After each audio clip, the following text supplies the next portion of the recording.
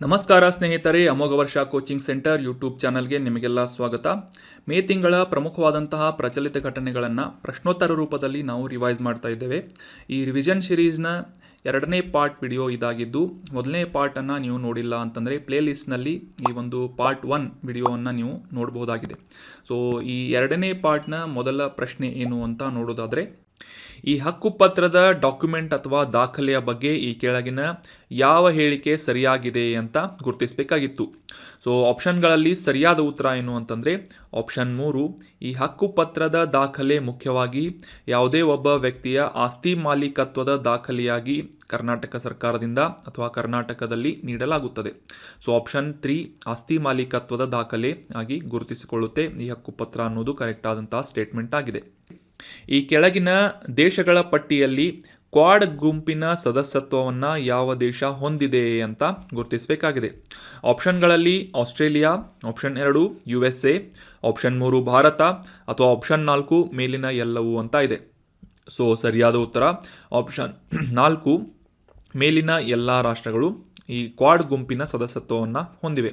Australia, USA, Bharat ಮತ್ತು Japan ಈ 4 ರಾಷ್ಟ್ರಗಳ ಒಂದು ಸಮೂಹದಿಂದ ಈ ಕ್ವಾಡ್ ಗ್ರೂಪಿಂಗ್ಸನ್ನು ಸ್ಥಾಪನೆ ಮಾಡಲಾಗಿದೆ. So option 4 is right answer. ಈ ಕೆಳಗಿನ ಯಾವ ರಾಷ್ಟ್ರಗಳ ಮೂಲಸೌಕರ್ಯವನ್ನು ಸುಧಾರಿಸುವಂಥ ನಿಟ್ಟಿನಲ್ಲಿ ಭಾರತ ಸರ್ಕಾರದಿಂದ ಈ ಪ್ರಾಜೆಕ್ಟ್ ಡಾಂಟಕ್ ಅನ್ನುವ ಯೋಜನೆಯನ್ನು ಪ್ರಾರಂಭ ಮಾಡಲಾಗಿದೆ ಅಂತ ಪ್ರಶ್ನೆ ಇದ್ದು, ಆಪ್ಷನ್ಗಳಲ್ಲಿ Myanmar, option 2 Bangladesh, option 3 Bhutan ಅಥವಾ ಆಪ್ಷನ್ 4 ಶ್ರೀಲಂಕಾ ಅಂತ ಇದೆ. ಸೊ ಸರಿಯಾದ ಉತ್ತರ ಆಪ್ಷನ್ 3 ಭೂತಾನ್ ರಾಷ್ಟ್ರ. ಆಪ್ಷನ್ 3 ಭೂತಾನ್ ರಾಷ್ಟ್ರದೊಂದಿಗೆ ಒಂದು ಉತ್ತಮ ಸಹಯೋಗವನ್ನು, ಪರಸ್ಪರ ಸಹಕಾರವನ್ನು ಉತ್ತೇಜಿಸುವಂತಹ ನಿಟ್ಟಿನಲ್ಲಿ ಭೂತಾನ್ ರಾಷ್ಟ್ರದಲ್ಲಿ ಮೂಲಸೌಕರ್ಯವನ್ನು ಸುಧಾರಿಸುವಂತಹ ನಿಟ್ಟಿನಲ್ಲಿ ಭಾರತ ಸರ್ಕಾರದಿಂದ ಈ ಪ್ರಾಜೆಕ್ಟ್ ಡಾಂಟಕ್ ಅನ್ನುವ ಯೋಜನೆಯನ್ನು ಪ್ರಾರಂಭ ಮಾಡಲಾಗಿತ್ತು. So option 3 Bhutan is right answer. ಎನ್ವೈರ್ನ್ಮೆಂಟ್ಗೆ ಸಂಬಂಧಪಟ್ಟಂತಹ ಪ್ರಶ್ನೆಯಾಗಿದ್ದು, ಈ ಬಾನ್ ಸಮಾವೇಶ ಅಥವಾ ಬಾನ್ ಕನ್ವೆನ್ಷನ್ ಅಂತ ನೀವು ಈ ಎನ್ವೈರ್ನ್ಮೆಂಟ್ಗೆ ಸಂಬಂಧಪಟ್ಟಂತಹ ಆರ್ಟಿಕಲ್ಗಳಲ್ಲಿ ಓದಿರ್ತೀರಿ. ಸೊ ಹೀಗಾಗಿ ಈ ಬಾನ್ ಸಮಾವೇಶದ ಉದ್ದೇಶ ಏನು ಅಂತ ಈ ಒಂದು ಆರ್ಟಿಕಲ್ನಲ್ಲಿ ಡೀಟೇಲ್ ಆಗಿ ಡಿಸ್ಕಸ್ ಮಾಡೋಣ. ಅದಕ್ಕಿಂತ ಮುಂಚೆ ಈ ಒಂದು ಉದ್ದೇಶ ಏನು ಅಂತ ಬ್ರೀಫ್ ಆಗಿ ಆನ್ಸರನ್ನು ತಿಳಿದುಕೊಳ್ಳೋಣ. ಬಾನ್ ಸಮಾವೇಶದ ಉದ್ದೇಶ ಏನು ಅಂತ ಆಪ್ಷನ್ಗಳನ್ನು ನೋಡೋದಾದರೆ, ಆಪ್ಷನ್ 1 ವನ್ಯಜೀವಿಗಳ ಸಂರಕ್ಷಣೆ, ಆಪ್ಷನ್ 2 ವಲಸೆ ಜಾತಿಗಳ ಸಂರಕ್ಷಣೆ, ಆಪ್ಷನ್ 3 ಓಝೋನ್ ಸವಕಳಿಯ ಕಡಿಮೆ ಮಾಡುವುದು ಅಥವಾ ಆಪ್ಷನ್ 4 ಅಪಾಯಕಾರಿ ಉತ್ಪನ್ನಗಳ ಸಾಗಾಣಿಕೆಯನ್ನು ನಿಯಂತ್ರಿಸುವುದು ಅಂತ ಇದೆ. ಸೊ ಸರಿಯಾದ ಉತ್ತರ ಏನು ಅಂತಂದರೆ ಆಪ್ಷನ್ 2 ವಲಸೆ ಜಾತಿಯ ಪ್ರಾಣಿ ಅಥವಾ ಪಕ್ಷಿಗಳ ಸಂರಕ್ಷಣೆಯನ್ನು ಮಾಡುವ ಉದ್ದೇಶದಿಂದ ಈ ಬಾನ್ ಸಮಾವೇಶವನ್ನು ಆಯೋಜನೆ ಮಾಡಲಾಗಿತ್ತು. So option 2 is right answer. ಮುಂದಿನ ಆರ್ಟಿಕಲ್ಗೆ ಸಂಬಂಧಪಟ್ಟಂತಹ ಪ್ರಶ್ನೆ, ಈ ಮೊಖಾ ಅನ್ನುವ ಸೈಕ್ಲೋನ್ ಚಂಡಮಾರುತ ರೀಸೆಂಟ್ ಆಗಿ ನ್ಯೂಸ್ನಲ್ಲಿತ್ತು. ಸೊ ಈ ಮೊಖಾ ಸೈಕ್ಲೋನ್ ಯಾವ ಸ್ಥಳದಲ್ಲಿ ಹುಟ್ಟಿಕೊಂಡಿದೆ ಅಂತ ಪ್ರಶ್ನೆ ಇದೆ. ಆಪ್ಷನ್ಗಳಲ್ಲಿ ಬಂಗಾಳ ಕೊಲ್ಲಿ, ಆಪ್ಷನ್ 2 ಹಿಂದೂ ಮಹಾಸಾಗರ, ಆಪ್ಷನ್ 3 ಅರೇಬಿಯನ್ ಸಮುದ್ರ ಅಥವಾ ಆಪ್ಷನ್ 4 ದಕ್ಷಿಣ ಚೀನಾ ಸಮುದ್ರ ಅಂತ ಇದೆ.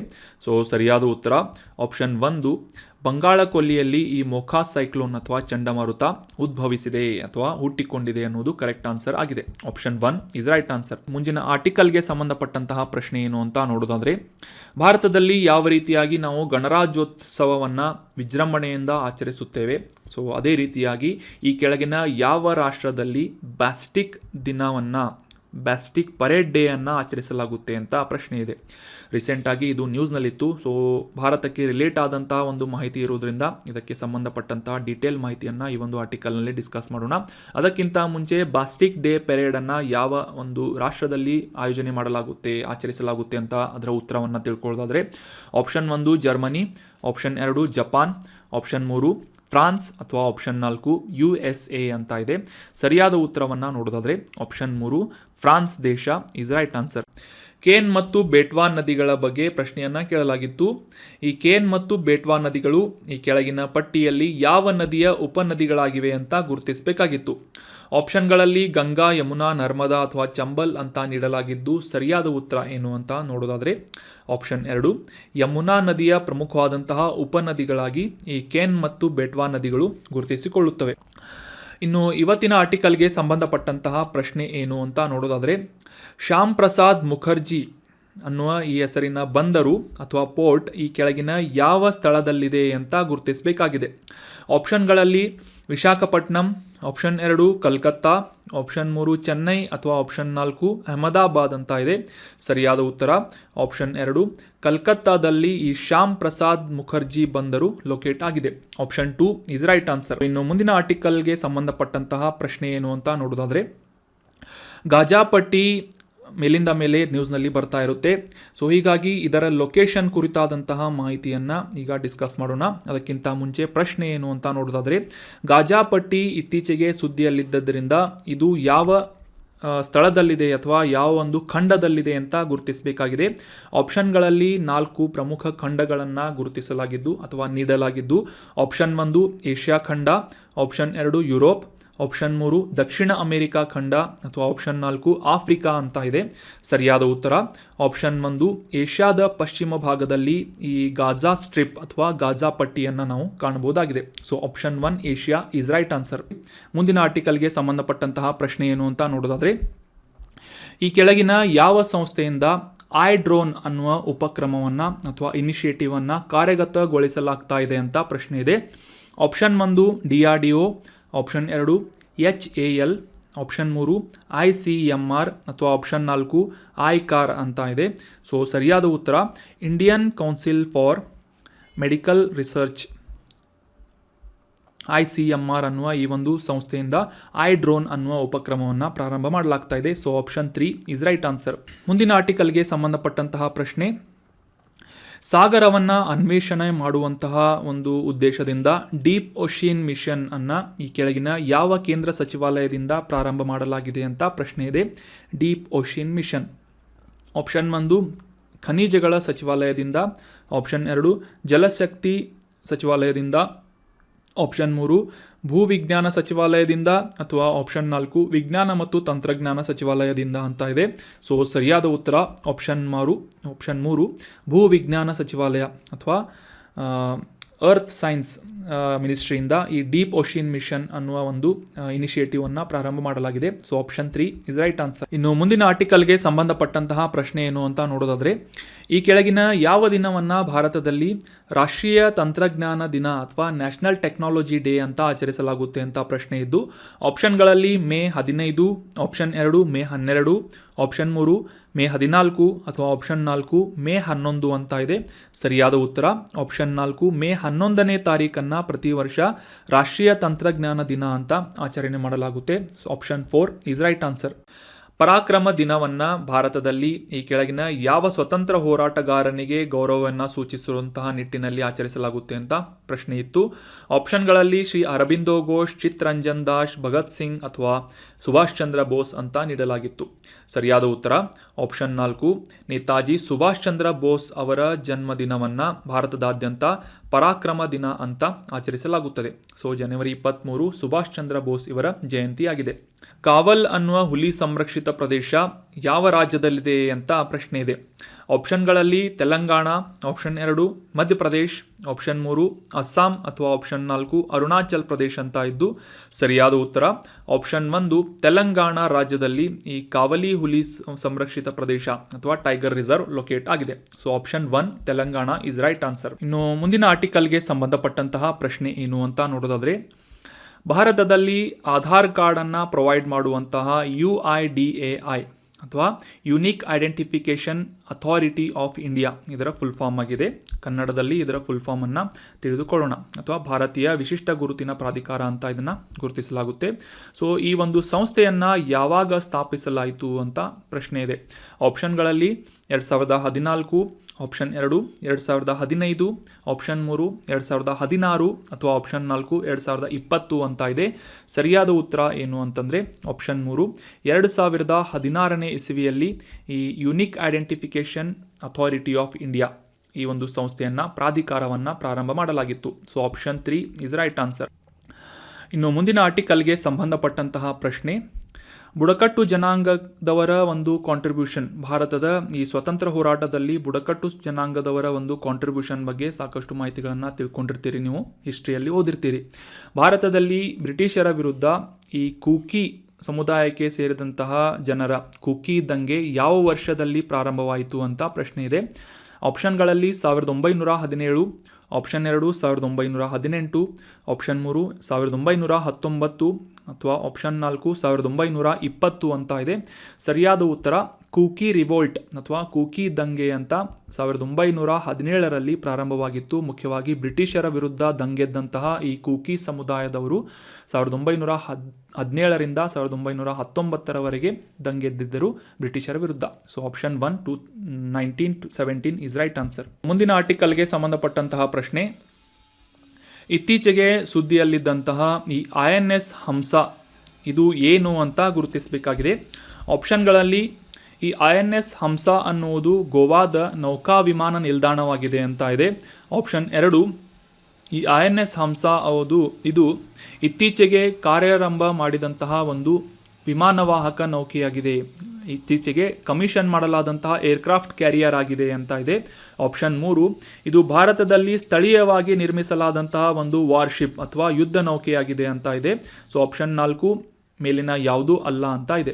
ಸೊ ಸರಿಯಾದ ಉತ್ತರ ಏನು ಅಂತಂದರೆ INS ಹಂಸ ಇದು ಗೋವಾದಲ್ಲಿರುವಂತಹ ಒಂದು ನೌಕಾ ವಿಮಾನ ನಿಲ್ದಾಣವಾಗಿದೆ ಅನ್ನೋದು ಕರೆಕ್ಟ್ ಆದಂತಹ ಆನ್ಸರ್ ಆಗಿದೆ. ಏರೋಡ್ರೋಮ್ ಅಂತ ಕೂಡ ಕರೆಯಲಾಗುತ್ತೆ INS ಹಂಸ, ನೆನ್ಪಿಟ್ಕೊಳ್ಳಿ.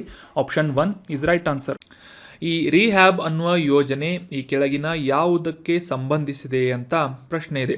ಈ ಕೆಳಗಿನ ಯಾವ ಹೇಳಿಕೆ ಸರಿಯಾಗಿದೆ ಅಂತ ಗುರುತಿಸಬೇಕಾಗಿದ್ದು 4 ಸ್ಟೇಟ್ಮೆಂಟ್ಗಳಲ್ಲಿ ಸರಿಯಾದ ಸ್ಟೇಟ್ಮೆಂಟ್ ಯಾವುದು ಅಂತಂದರೆ ಆಪ್ಷನ್ 2, ಈ ರಿಹ್ಯಾಬ್ ಅನ್ನುವ ಯೋಜನೆ ಮುಖ್ಯವಾಗಿ ಮಾನವ ಮತ್ತು ಕಾಡು ಪ್ರಾಣಿಗಳ ನಡುವಿನ ಸಂಘರ್ಷವನ್ನು ತಪ್ಪಿಸುವಂಥ ನಿಟ್ಟಿನಲ್ಲಿ ಸಹಾಯ ಮಾಡುವಂತೆ ಸ್ಥಾಪಿಸಲಾದಂಥ ಒಂದು ಯೋಜನೆಯಾಗಿದೆ ರಿಹ್ಯಾಬ್ ಅನ್ನುವ ಯೋಜನೆ.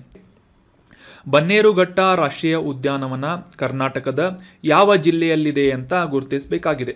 ಆಪ್ಷನ್ಗಳಲ್ಲಿ ಮೈಸೂರು, ಆಪ್ಷನ್ 2 ರಾಮನಗರ ಜಿಲ್ಲೆ, ಆಪ್ಷನ್ 3 ಬೆಂಗಳೂರು ಜಿಲ್ಲೆ ಅಥವಾ ಆಪ್ಷನ್ 4 ಹಾಸನ ಅಂತ ಇದೆ. ಸರಿಯಾದ ಉತ್ತರ ಆಪ್ಷನ್ 3 ಬೆಂಗಳೂರಿನಲ್ಲಿ ಈ ಬನ್ನೇರುಘಟ್ಟ ರಾಷ್ಟ್ರೀಯ ಉದ್ಯಾನವನ ಲೊಕೇಟ್ ಆಗಿದೆ. So option 3 is right answer. ಇನ್ನು ಮುಂದಿನ ಆರ್ಟಿಕಲ್ಗೆ ಸಂಬಂಧಪಟ್ಟಂತಹ ಪ್ರಶ್ನೆ ಕೂಡ ಎನ್ವೈರ್ಮೆಂಟ್ ರಿಲೇಟ್ ಆದಂತಹ ಒಂದು ಪ್ರಶ್ನೆಯಾಗಿದೆ. ಸಮುದ್ರದಲ್ಲಿ ಇರುವಂತಹ ಜಲಚರ ಪ್ರಾಣಿ ಡುಗಾಂಗ್ ಅನ್ನುವ ಸಮುದ್ರ ಪ್ರಾಣಿ ಈ ಒಂದು IUCN ಕೆಂಪು ಪಟ್ಟಿಯಲ್ಲಿ ಯಾವ ಸಂರಕ್ಷಣಾ ಸ್ಥಿತಿಯ ವರ್ಗದಲ್ಲಿ ಈ ಡುಗಾಂಗ್ ಪ್ರಾಣಿಯನ್ನು ಇನ್ಕ್ಲೂಡ್ ಮಾಡಲಾಗಿದೆ ಅಂತ ಪ್ರಶ್ನೆ ಇದೆ. ಸೊ IUCN ಕೆಂಪು ಪಟ್ಟಿ ಅಂದರೆ ನಿಮಗೆಲ್ಲ ಗೊತ್ತಿದೆ ಅಂತ ಅನ್ಕೋತೀನಿ. International union for conservation of nature ಈ ಒಂದು ಸಂಸ್ಥೆಯಿಂದ ಈ ಅಳಿವಿನಂಚಿನಲ್ಲಿರುವಂತಹ ಪ್ರಾಣಿಗಳನ್ನು ಅವುಗಳ ಒಂದು ಸಂಖ್ಯೆಗಳ ಆಧಾರದ ಮೇಲೆ ಈ ಒಂದು ಕ್ಯಾಟಗರಿಯಲ್ಲಿ ಅಥವಾ ವರ್ಗೀಕರಣ ಮಾಡಲಾಗುತ್ತೆ. ಆ ಒಂದು ಪಟ್ಟಿಯನ್ನು ಅವುಗಳ ಸಂರಕ್ಷಣಾ ಸ್ಥಿತಿಯ ಆಧಾರದ ಮೇಲೆ ಕೆಂಪು ಪಟ್ಟಿ ಅಥವಾ ರೆಡ್ ಲಿಸ್ಟ್ ಅಂತ ಗುರುತಿಸಲಾಗುತ್ತೆ, IUCN ರೆಡ್ ಲಿಸ್ಟ್ ಅಂತ.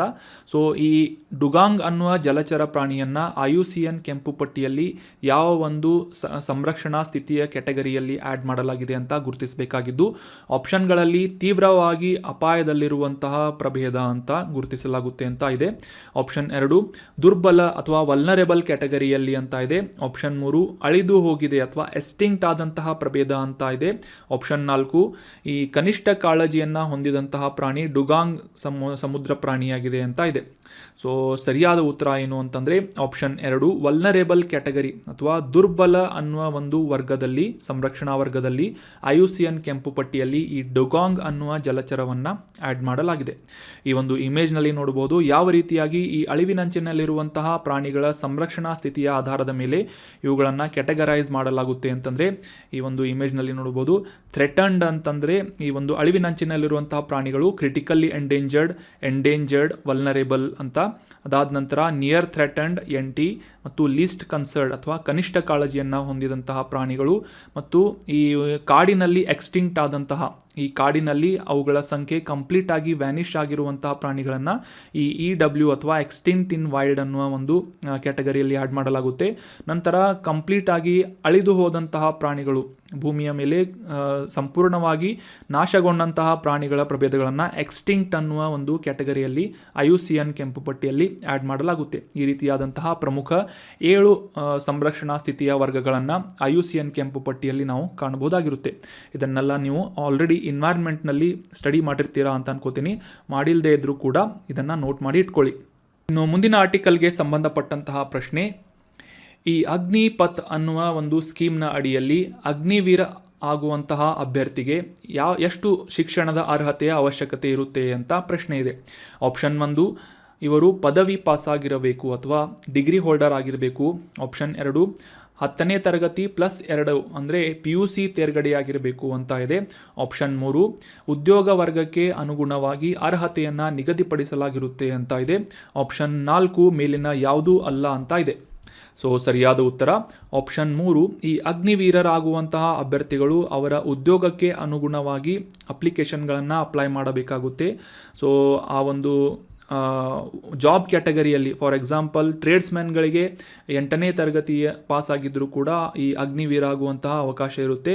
ಅದೇ ರೀತಿಯಾಗಿ ಜನರಲ್ ಡ್ಯೂಟಿ GD ಅಂತ ಏನು ಕರಿತೇವೆ, GDಯನ್ನು ಜಾಯಿನ್ ಆಗುವಂಥ ಅಗ್ನಿವೀರರಿಗೆ 10ನೇ ತರಗತಿ ಪಾಸ್ ಆಗಿರಬೇಕು. ಮತ್ತು ಯಾವುದಾದ್ರೂ ಟೆಕ್ನಿಕಲ್ ಫೀಲ್ಡ್ನಲ್ಲಿ ಅಥವಾ ಟೆಕ್ನಿಕಲ್ ಜಾಬ್ ಏನಾದರೂ ಇದ್ದರೆ 10+2 ಅಥವಾ PUC ಪಾಸ್ ಆಗುವಂಥ ಅವಶ್ಯಕತೆ ಇರುತ್ತೆ.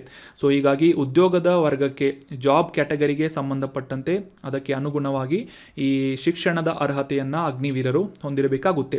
Option 3 is right answer. ಇನ್ನು ಮುಂದಿನ ಆರ್ಟಿಕಲ್ಗೆ ಸಂಬಂಧಪಟ್ಟಂತಹ ಪ್ರಶ್ನೆ, ನಮ್ಮ ಕರ್ನಾಟಕದ ಈ ಕೆಳಗಿನ ಯಾವ ಜಿಲ್ಲೆಯಲ್ಲಿ ಬಿಳಿಗರಿ ರಂಗಸ್ವಾಮಿ ದೇವಸ್ಥಾನದ ಹುಲಿ ಸಂರಕ್ಷಿತ ಪ್ರದೇಶ ಲೊಕೇಟ್ ಆಗಿದೆ ಅಂತ ಗುರುತಿಸಬೇಕಾಗಿದ್ದು. ಆಪ್ಷನ್ 1 ಚಾಮರಾಜನಗರ, ಆಪ್ಷನ್ 2 ರಾಮನಗರ ಜಿಲ್ಲೆ, ಆಪ್ಷನ್ 3 ಬೆಂಗಳೂರು ಅಥವಾ ಆಪ್ಷನ್ 4 ಕೊಡಗು ಅಂತ ಇದೆ. ಸೊ ಸರಿಯಾದ ಉತ್ತರ ಆಪ್ಷನ್ 1 ಚಾಮರಾಜನಗರ ಜಿಲ್ಲೆಯಲ್ಲಿ ಈ ಬಿಳಿಗಿರಿ ರಂಗಸ್ವಾಮಿ ದೇವಸ್ಥಾನದ ಹುಲಿ ಸಂರಕ್ಷಿತ ಪ್ರದೇಶ ಲೊಕೇಟ್ ಆಗಿದೆ. ಟೈಗರ್ ರಿಸರ್ವ್ ಲೊಕೇಟ್ ಆಗಿದೆ. Option 1 Chamarajanagar is right answer. ಇನ್ನು ಮುಂದಿನ ಆರ್ಟಿಕಲ್ಗೆ ಸಂಬಂಧಪಟ್ಟಂತಹ ಪ್ರಶ್ನೆಯನ್ನು ನೋಡೋದಾದರೆ 2023ನೇ ಇಸವಿಯಲ್ಲಿ 6ನೇ ಇಂಡಿಯನ್ ಓಷಿಯನ್ ಕಾನ್ಫರೆನ್ಸ್ ಅಥವಾ ಹಿಂದೂ ಮಹಾಸಾಗರ ಸಮ್ಮೇಳನವನ್ನು ಆಯೋಜಿಸಲಾಗಿತ್ತು. ಸೊ ಈ ಒಂದು ಸಮ್ಮೇಳನವನ್ನು ಎಲ್ಲಿ ನಡೆಸಲಾಯಿತು ಅಂತ ಪ್ರಶ್ನೆ ಇದ್ದು, ಆಪ್ಷನ್ಗಳಲ್ಲಿ ಸಿಂಗಾಪುರ, ಆಪ್ಷನ್ 2 UAE ಅಥವಾ United Arab Emirates, option 3 Bharat ಅಥವಾ ಆಪ್ಷನ್ 4 ಬಾಂಗ್ಲಾದೇಶ್ ಅಂತ ಇದೆ. ಸೊ ಸರಿಯಾದ ಉತ್ತರ ಆಪ್ಷನ್ 4 ಬಾಂಗ್ಲಾದೇಶದಲ್ಲಿ ಇತ್ತೀಚೆಗೆ ಈ ಇಂಡಿಯನ್ ಓಷಿಯನ್ ಕಾನ್ಫರೆನ್ಸನ್ನು ಆಯೋಜನೆ ಮಾಡಲಾಗಿತ್ತು. ಇದು 6ನೇ ಆವೃತ್ತಿಯ ಸಮ್ಮೇಳನವಾಗಿ ಗುರುತಿಸಿಕೊಳ್ಳುತ್ತೆ. Option 4 is right answer. So that was all about today's revision session. Thank you so much for joining the discussion. Have a nice day.